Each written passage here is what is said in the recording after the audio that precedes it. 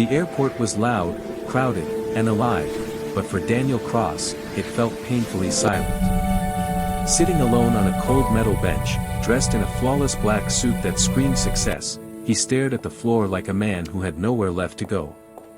To the world, Daniel was a powerful CEO, a man who owned skyscrapers, companies, and headlines. But inside, he was empty. His flight was delayed, his phone was full of unread emails, and his heart was heavy with a loneliness no money could cure. That was when a tiny hand touched his arm. Daniel looked up, startled. Standing beside him was a little girl, no older than 5. She wore a bright red coat, a soft woolen hat with tiny ears, and a small green backpack that looked almost too big for her. Her cheeks were rosy, her eyes wide with innocent curiosity.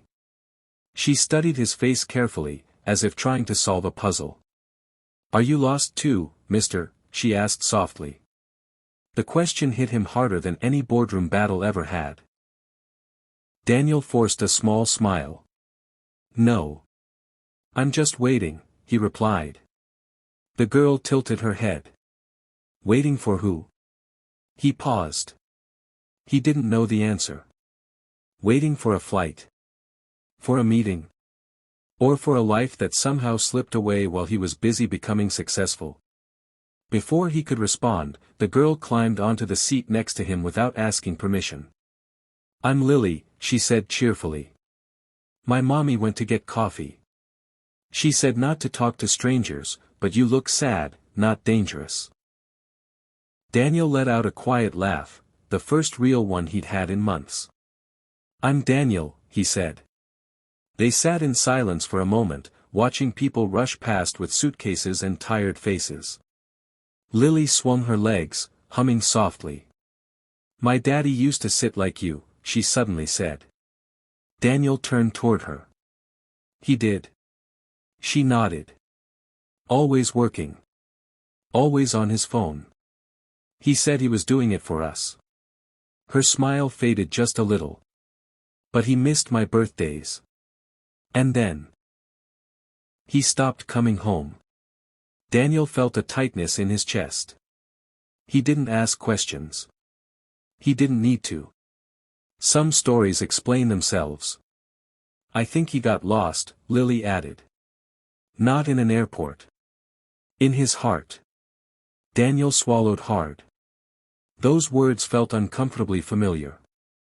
Before he could respond, Lily reached into her backpack and pulled out a small, crumpled paper star.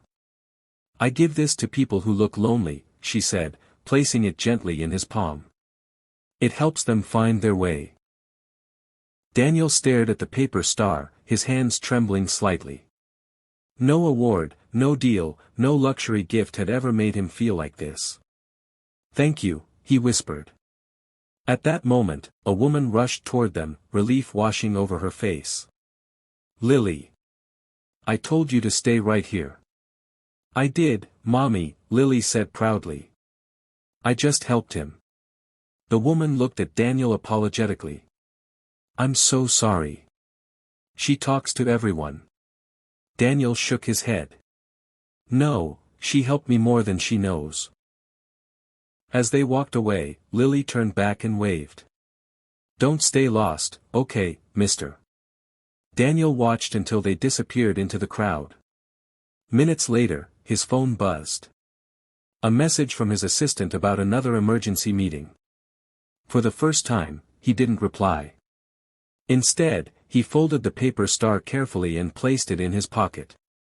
He stood up, walked to the window, and watched planes take off, each one carrying people somewhere new.